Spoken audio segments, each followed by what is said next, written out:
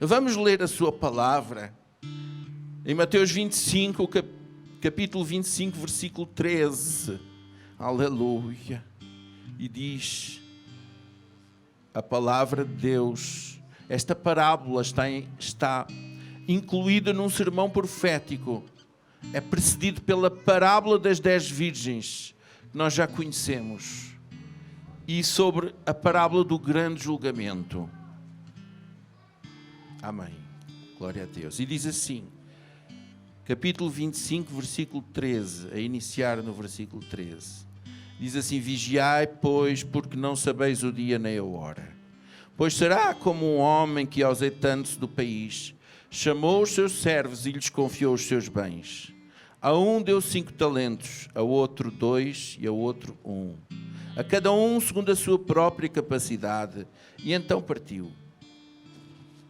O que recebera 5 talentos saiu imediatamente a negociar com eles e ganhou outros 5. Do mesmo modo, o que recebera 2 ganhou outros 2.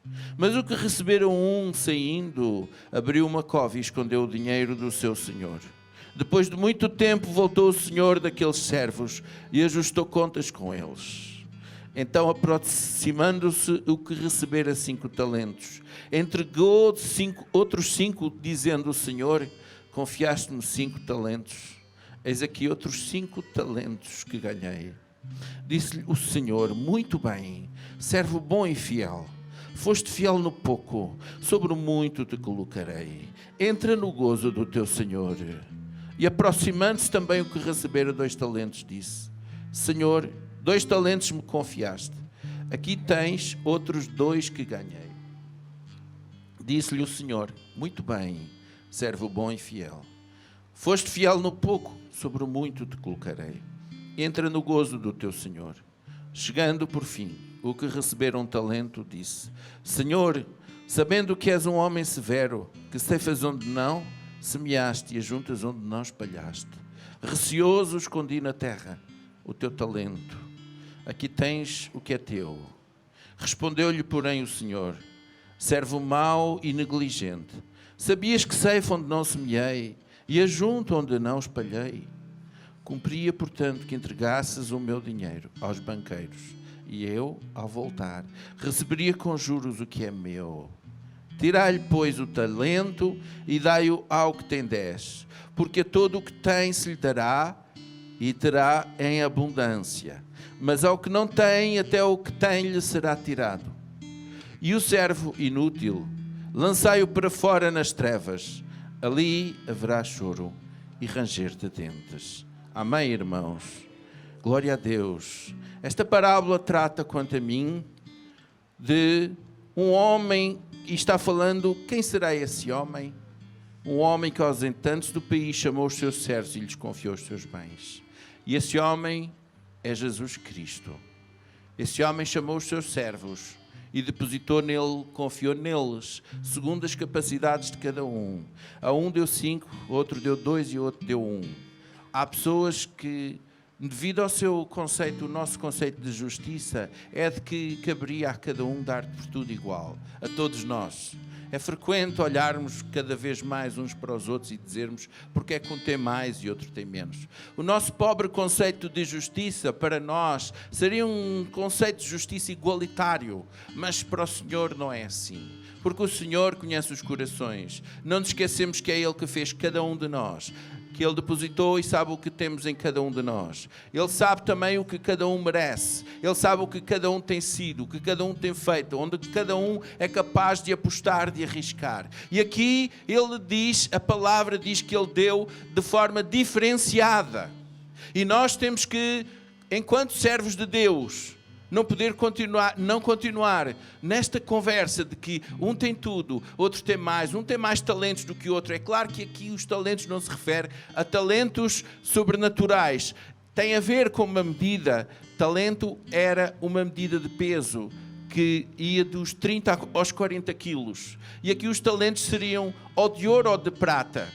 Sendo que se fosse de ouro, um talento de ouro, um simples talento de ouro, em dinheiro moderno, Em dólares, por exemplo, ou em euros, está calculado, seria mais ou menos 400 mil euros.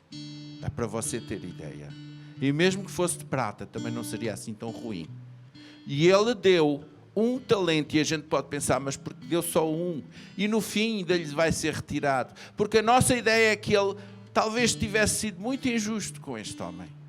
Mas quando nós começamos a explorar, a entrar na questão, nós vamos entender outras coisas.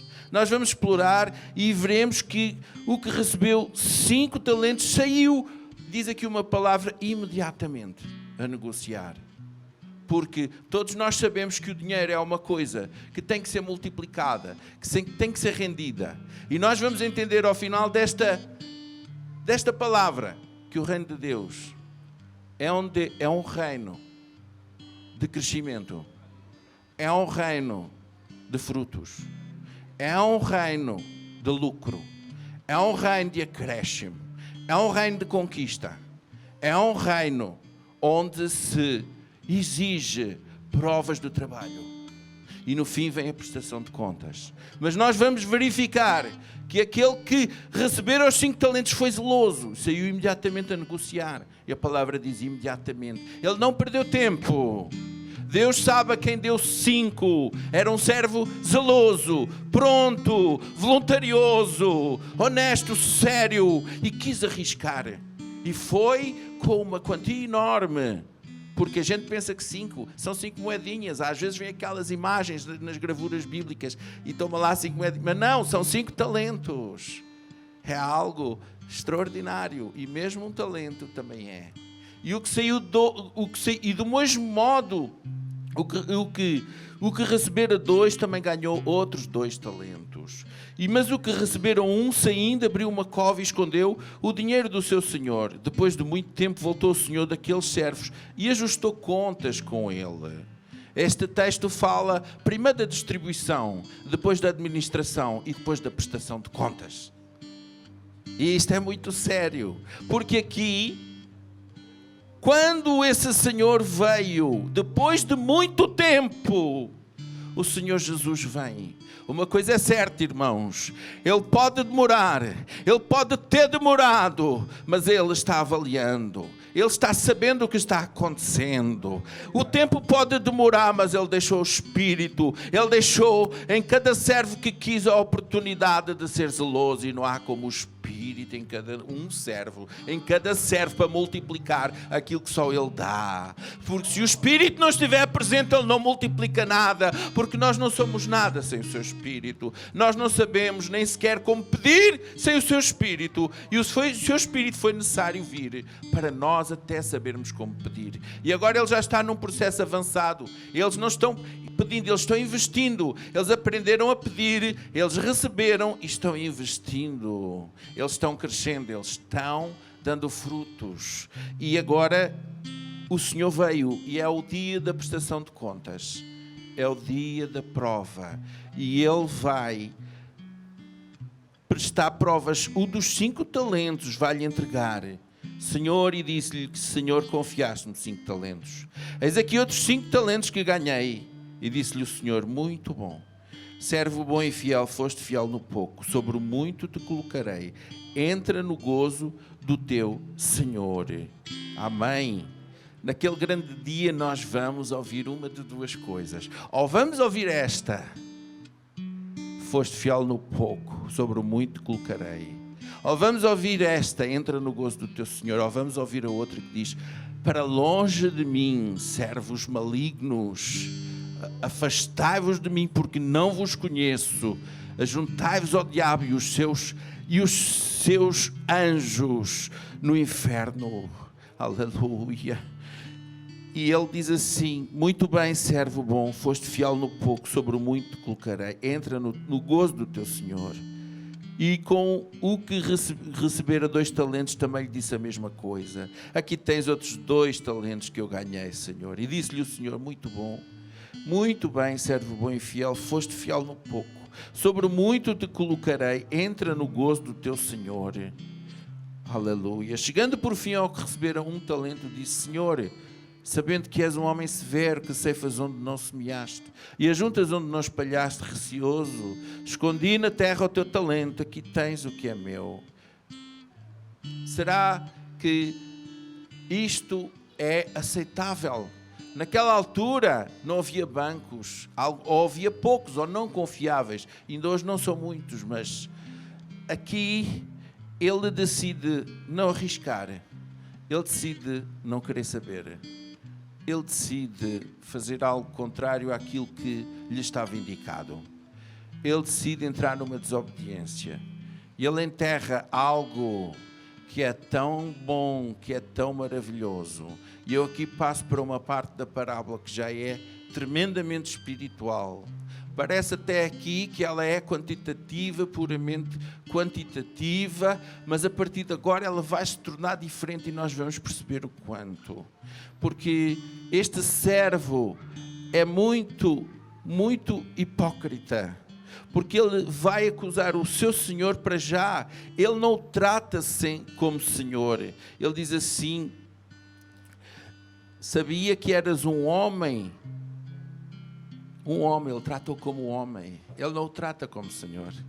Ele não o trata como ele deveria ser tratado. E respondeu-lhe: sabia que eras um homem severo, que ceifas onde não semeaste e ajuntas onde não espalhaste. Receoso, escondi na terra o teu talento, aqui tens o que é teu. Respondeu-lhe, porém, o Senhor: servo mau e negligente, sabias que ceifa onde não semeei e ajunto onde não espalhei? Cumpria, portanto, que entregasse o meu dinheiro aos banqueiros e eu, ao voltar, receberia com juros o que é meu. Aqui ele faz um julgamento do seu Senhor. Ele está completamente errado. Na parábola anterior, numa das parábolas anteriores sobre o filho pródigo, depois de ter estourado o dinheiro, dispersado a herança, desfeito, maltratado aquilo que lhe havia recebido com prostitutas e com vidas de festas, pensa no seu íntimo: voltarei para junto do meu pai. E assim ele fez. E o Senhor Jesus descreve que ele pensou algo e depois, quando chegou ao pé do pai, disse esse mesmo algo. E quando nós vemos isto, vemos que ele não pensou em nada. Não nos é revelado nada disso. Ele diz só aqui que ele foi e decidiu ir enterrar. Talvez ele pensasse que os outros que receberam mais, devessem ir fazer mais do que ele. Talvez ele tivesse ficado despeitado, achando que é uma pequena quantia, mas quando aqui falamos do quanto era este único talento, da quantidade enorme que era, nós ficamos deslumbrados com a sua atitude. E ele vai aqui e não pensou coisa nenhuma, simplesmente não quis fazer mais nada. Simplesmente quis enterrar. E aqui é que eu digo que algo está enterrado na vida daquele servo. Aqui é que eu digo que a parábola passa por um momento mais profundo. Porque ele enterra. Eu vejo aqui este talento como a sua salvação. Eu vejo este talento como o Senhor Jesus. Ele entregou o Senhor Jesus, enterrou o Senhor Jesus na vida dele. Ele enterrou o seu dom, o seu talento, a sua salvação. Fez uma opção que não era mais de confronto. Não quis mais senhorio, não quis mais obediência, não quis mais escutar a voz do Espírito, não quis mais buscar o que era o interesse do seu Senhor, não quis mais zelar como administrador que deveria ter sido fiel, a zelar pela administração daquilo de qual havia sido incumbido. Está ali, não estou nem aí. Muitos há que estão fazendo isto com Jesus. Foram alcançados por Jesus. Foram beneficiados por Ele. Ele lhes entregou algo precioso. Ele valorizou, apesar de ele pensar que fosse só um talento, mas Ele os valorizou, porque Ele lhe deu o talento que cabia à sua capacidade. E ele não teve a fé de usar o talento.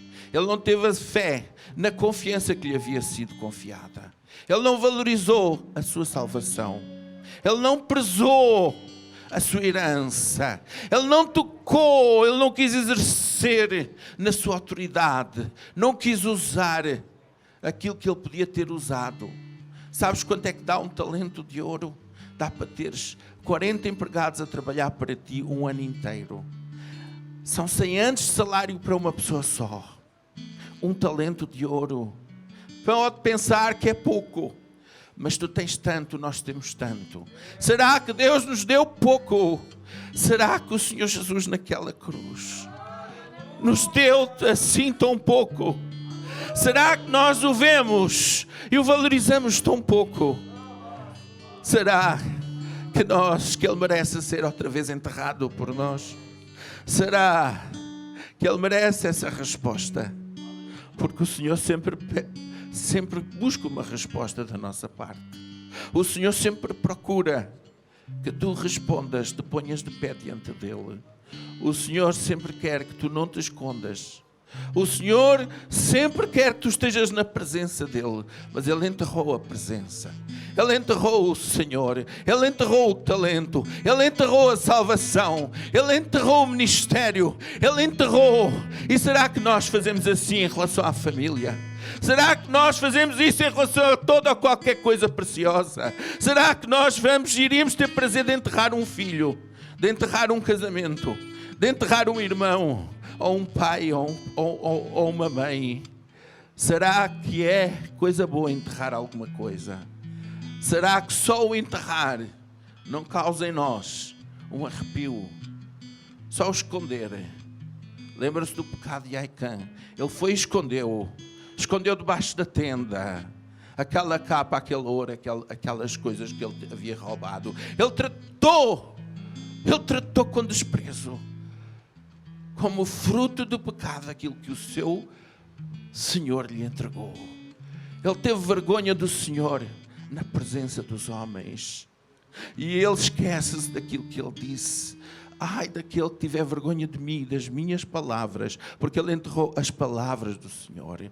Fechou a sua boca, enterrou-as no seu coração. Ele tratou com agravo o Espírito da graça e pisou o sangue da justiça, o sangue da salvação, o sangue da remissão. Ele fez aqui algo tão terrível. Muita gente acha que a salvação não pode ser perdida, mas pode, irmão. Pode muito bem ser perdida, mesmo quando o Senhor nos dá um voto de confiança tão forte, uma herança tão grande, nos dá na nossa mão, nos confia algo tão poderoso como uma riqueza daquelas. A riqueza, porque aquele Senhor era um Senhor muito rico, porque Ele diz assim: no pouco foste fiel. Imagina alguém que recebe um talento de ouro, 400 mil euros, e o Senhor é tão rico, e disse: isso é tão pouco, tão pouco. Foste tão fiel, tão infiel no pouco. Foste tão infiel para aquilo que eu te dei. Eu dei-te tanto, tu não merecias. Mas eu dei-te tanto, tu não valorizaste. Tu não foste fiel. E Ele diz assim: eu sabia que és um Senhor severo. Quem era severo era Ele. Quem era iníquo e frio era Ele. Era o coração dele que estava frio, que estava desconectado, que estava desligado, que estava em fel de amargura e em laço de iniquidade. Era o coração dele que já não batia mais com o Espírito Santo. Parou de orar, parou de buscar, parou de jejuar, parou de andar com o Senhor ao seu lado, parou de ter prazer de vir à casa de Deus, parou de ter prazer de andar na sua presença e no seu louvor, parou de ter prazer de o glorificar, parou e ficou parado e escondeu uma coisa tão santa. E ele disse: servo mau e negligente, sabias que ceifa onde não semeei e ajunto onde não espalhei? Cumpria, portanto, que entregasse o meu dinheiro aos banqueiros, e eu, ao voltar, receberia com juros o que é meu. Tirai-lhe, pois, o talento e dá-lhe ao que tem 10. Porque a todo o que tem se lhe dará e terá em abundância, mas ao que não tem, até o que tem lhe será tirado. E aqui é que eu vejo aquele que, repara o que ele diz: ao que não tem, até o que tem lhe será tirado. Se ele não tem, como é que que lhe será retirado algo que ele já não tem.